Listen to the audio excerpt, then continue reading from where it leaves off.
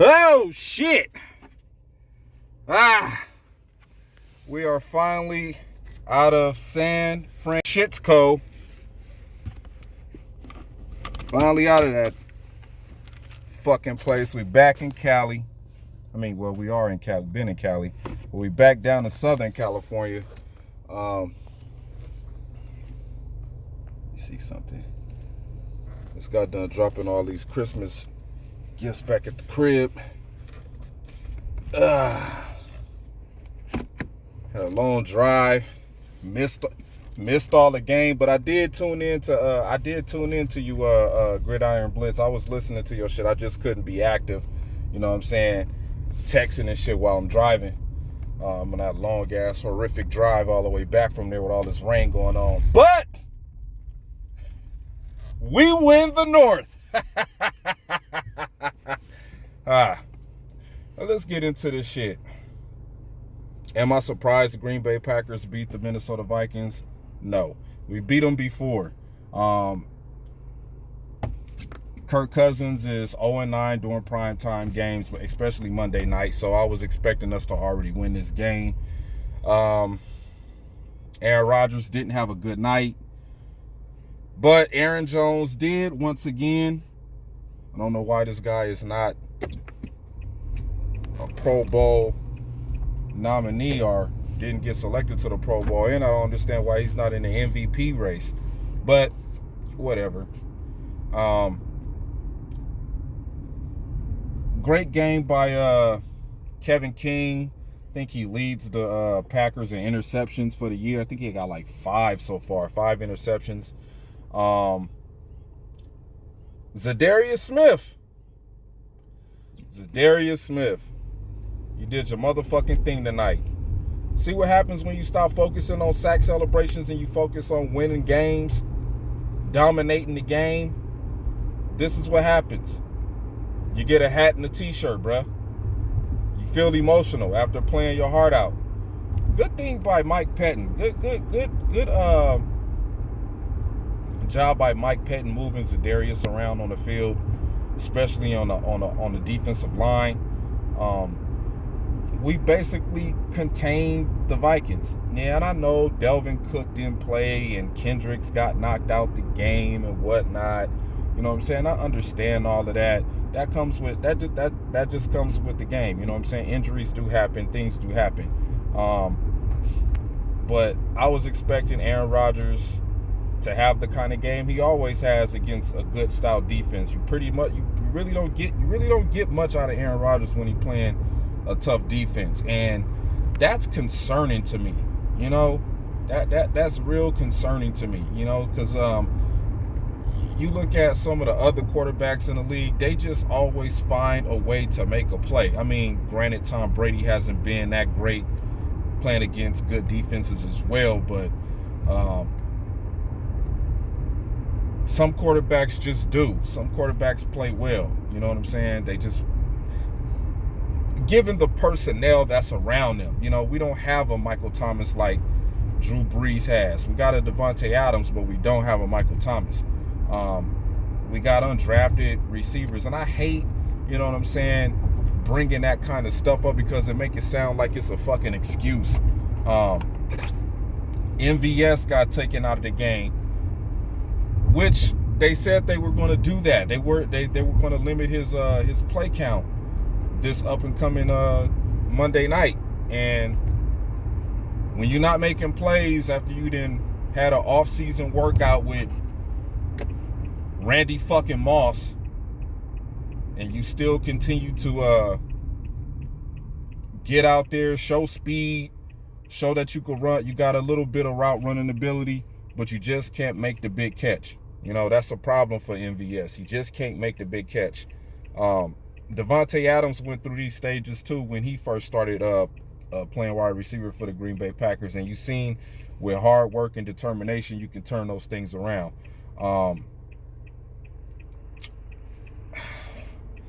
We hold down the second seed, but this doesn't necessarily knock the Vikings out of the playoffs. So technically they are still in the playoffs.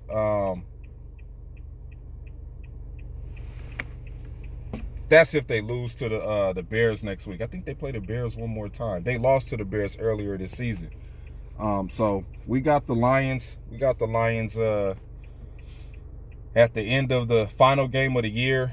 Can't believe it. Football done went by so fast when your team is finally winning. You know, we had 2 down years, and we were able to bounce back fairly quickly.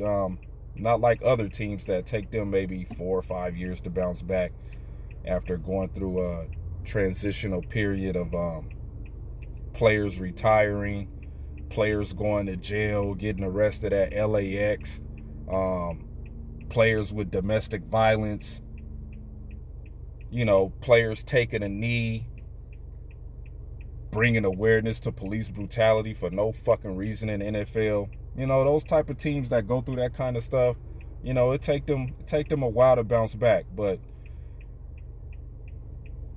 the main part is bouncing back.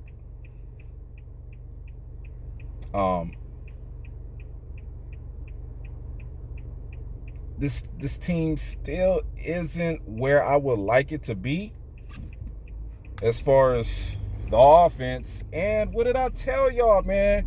What did I tell y'all about this Kyle Shanahan, Sean McVay, Matt LaFleur offense?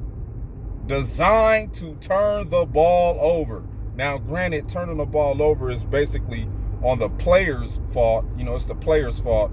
But still, man, if you look at the fucking Rams, you look at the goddamn San Francisco 49ers, and you look at the damn Packers, man, even though the Packers have limited a majority of their turnovers when they have the ball, we don't got that many turnovers like the Rams and the 49ers do.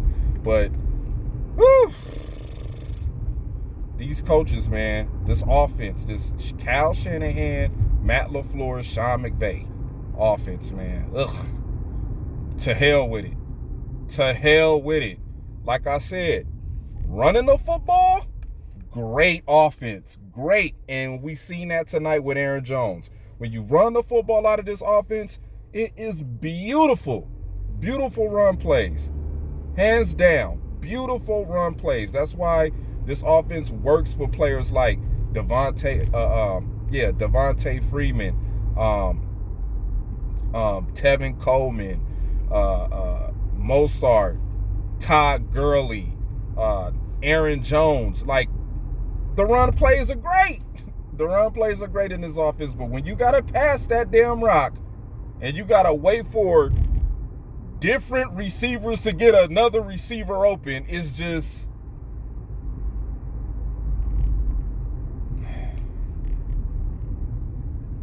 mind baffling, man. I just don't understand it. But we won. I think we are 12 and 3 on the year. Like I said, it's good to be 12 and 3. What are these people doing? It's good to be 12 and 3. Bouncing back from having 2 terrible seasons, last 2 seasons with Mike McCarthy as the head coach. So I got to give Matt LaFleur his credit. I had this team at 8-8 at the beginning of the season, not knowing that if you give Matt LaFleur something to work with, especially a quarterback, you know, he could have some success. So it's good to be back on top of the division, man. It feels so good to be running the North once again. We right back at our rightful place on top of this division, like we always should be. And this just goes to show how shitty our division is. Kirk Cousins, Matt Stafford, Mitchell Trubisky. We not really facing no great competition at the quarterback position, so it's only right that Zadarius Smith and Preston Smith have the type of impact that they have against those kind of quarterbacks. But when we playing against, you know, guys that can, you know, throw the ball with some kind of talent, not saying that Kirk Cousins and those other guys aren't talented, because they are in the NFL and they are NFL starting quarterbacks, and it's only a handful of those jobs around the world, you know what I mean, to be an NFL starting quarterback. But it's just seeing what the Vikings bring to the table in the division and what the Chicago Bums and what's that other team that nobody be giving a shit about? That I be forgetting that they're NFL. The Lions. Sometimes I forget they're an NFL team sometime, man. You gotta forgive me for that Gridiron Blitz. But this division is I mean, it's only 4 NFC divisions, and out of all 4, we probably the third best. Probably the third best. We already know who the last place division, the NFC East, the NFC least, them motherfuckers, man. But they come to play football every Sunday, so you can't really knock them down for that. But as far as where we at, we now hold down the number 2 seed in the playoffs. We will have a bye, depending on how the rest of this last week plays out, with all of this craziness going on with the NFC conference. This whole, if this team lose and that team lose and then this team gets in, and if this team wins and if this team wins, this team is out. Like, come on, man. It's just too much chaos. So it's wise. It's wise that you win as many games as possible throughout the season, so you don't have to be worrying about the musical chairs of the playoff nonsense where teams are going to be seated at.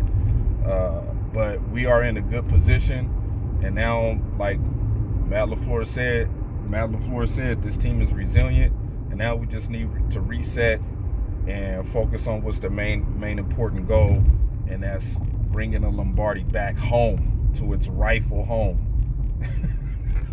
They named the trophy after Vince Lombardi. What more do you people want me to say to y'all, man, about the Green Bay Packers? What more do you want me to say to y'all? They're not changing the name on the trophy anytime soon. They're not going to change it to the Bill Belichick trophy. Not with all the shit-stained cheating scandals he got on his resume.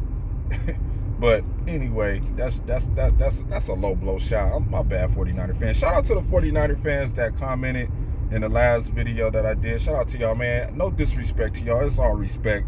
Remember, man, this is all entertainment. You know what I mean? I don't want y'all to get caught up in y'all feelings about the sport of football. At the end of the day, it's just a game. It's just a football game. So it's no need for us to be losing our mind and calling people out of their name, because I'm not going to do that to y'all. It's pointless for me to do that to y'all, because it's just a game. At the end of the day, it's bigger things in our lives that we should be worried about besides, a fucking football team. But these are the things that we are into as a football community. And the shit talking, that's all child's play. I don't take any of that shit serious. You know what I'm saying? Y'all can say whatever the fuck y'all want about me or about y'all can say whatever the fuck y'all want about my team, because that's how I'm going to keep it. I'm always going to keep it sports. I'm not going to try to get all personal like these Eagle fans and these Cowboy fans. Let me address Mark Holmes right now. Mark Holmes, now you complaining that people, other YouTube content creators, are calling you out because of the Cowboys losing to the Eagles. First of all, Mark Holmes, and thank you for blocking me. I really appreciate you for blocking me. First of all, Mark Holmes, you brought this on yourself. You're the only Cowboy YouTuber that I know that's going live about the fucking trash-ass Cowboys every hour within the hour. Like, we don't need no Cowboy news. I mean, maybe the Cowboy fans do, but the rest of the sports world, I don't follow you. I just see you pop up on a YouTube timeline. Mark Holmes is live again. I'll be like, for what? For what? You got mad at me for calling you a delusional Cowboy fan. That's what we call all y'all Cowboy fans, delusional. So get over it, man. Stop being a woman about the situation and man up. When we lose, I faced up to it. When we lost to the 49ers, I faced up to it. When we lost to this damn LA Chargers, I faced up to it. When we lost to the Eagles, I faced up to it. You should do the same. You know people gonna come and talk shit and give you shit when you pumping your team up like they the best thing since a slice of cheese. You know that. You know that already. Moving on. Packers, let's go into this last week. Take care of business on the road. It feels good to get a road win. You know, we have 2 road losses and 1 home loss. But all in all, I'm just happy to see this team back on top where they're supposed to be. And yeah, you can argue the fact that you can argue a point and still say that, you know, the Green Bay Packers still don't look like they are a team to be reckoning with when you get in the playoffs. I can agree with people saying that. Oh, the Green Bay Packers, yeah, they could be one and done. I can agree with that. All of y'all, the Green Bay Packers are gonna be one and done. Hey, I agree with that. That could be for any team. You know what I'm saying? Not a lot of analysts and pundits on the NFL media circuit. You know, they not really buying the Packers to be, you know, a contender for the Super Bowl title. But hey, we sitting in the number 2 seed. That should say a lot for a first year rookie coach like Matt LaFleur.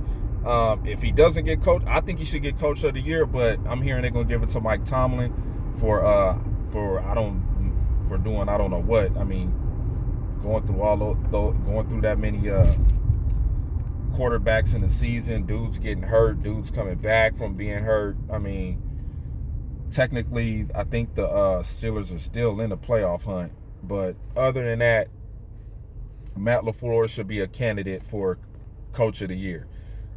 So with that being said, man, I'm not going to try to ramble on too long. I'm just happy that we wind up going to Minnesota and beating the Minnesota Vikings. Remember, one step at a time, one game at a time. And we'll see how far this team can go. But till then, man, go Pack Go. Your man King Howie. Thank you for checking out KHTV. And I'll holla at y'all, man. I'll holla.